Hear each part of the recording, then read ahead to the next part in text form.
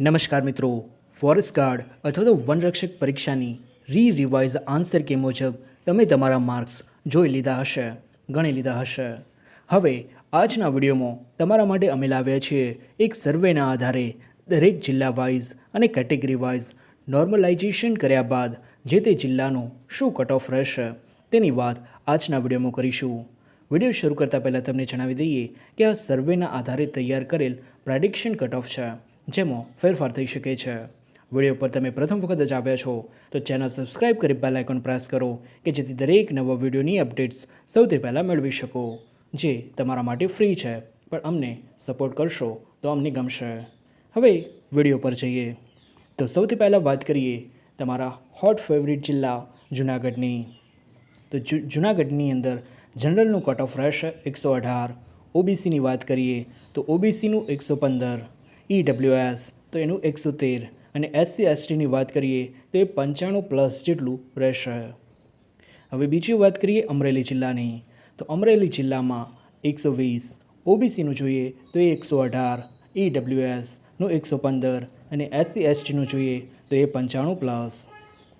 છોટાઉદેપુરની વાત કરીએ તો છોટાઉદેપુરમાં જનરલનું કટ ઓફ 105, ઓબીસીનું 100, ઈડબ્લ્યુએસનું પણ 100 અને એસસી એસટીનું 90+ રહેવાની શક્યતા છે. આગળની વાત કરીએ દાહોદ જિલ્લાની. તો દાહોદ જિલ્લામાં જનરલનું કટ ઓફ 95+, ઓબીસીનું પણ 95+, ઈડબ્લ્યુએસનું 90+ અને એસસી એસટીનું 80+ રહેશે. આગળ વાત કરીએ મહીસાગર જિલ્લાની. તો મહીસાગર જિલ્લામાં જનરલનું 95+, ઓબીસીનું પણ 95+, ઈડબ્લ્યુએસ 95+ અને એસસી એસટીનું 85+. હવે પંચમહાલ જિલ્લાની વાત કરીએ તો તેમાં જનરલનું 110+, ઓબીસીનું 105+, ઈડબ્લ્યુએસ 105+ અને એસસી એસટીનું 95+.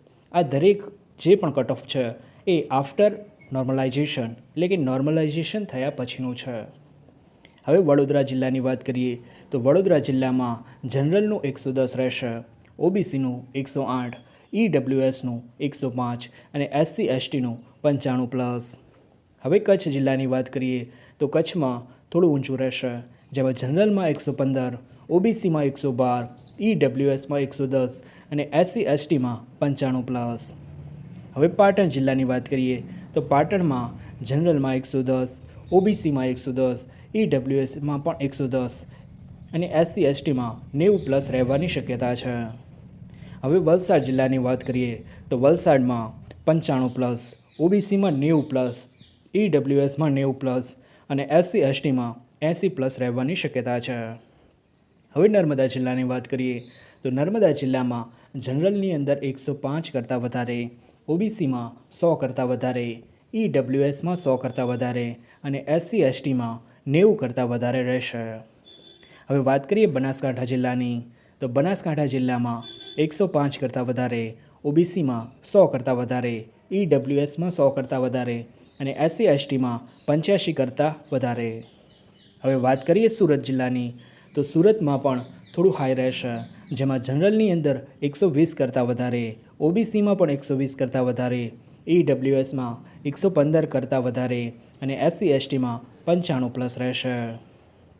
હવે તાપી જિલ્લાની વાત કરીએ તો તાપી જિલ્લામાં જનરલની અંદર 100+, ઓબીસીમાં 100+, ઈડબ્લ્યુએસમાં 100+ અને એસસી એસટીમાં 85+ રહેશે.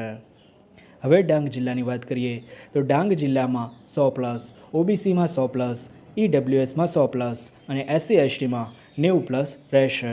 વિડીયો ગમ્યો હોય તો વિડીયો લાઇક કરી તમારા મિત્રોને શેર કરવાનું ભૂલશો નહીં. ચેનલ પર પ્રથમ વખત જ આવ્યા છો તો ચેનલ સબસ્ક્રાઇબ કરી બેલ આઇકોન પ્રેસ કરો કે જેથી દરેક નવા વિડીયો સૌથી પહેલાં જોઈ શકો.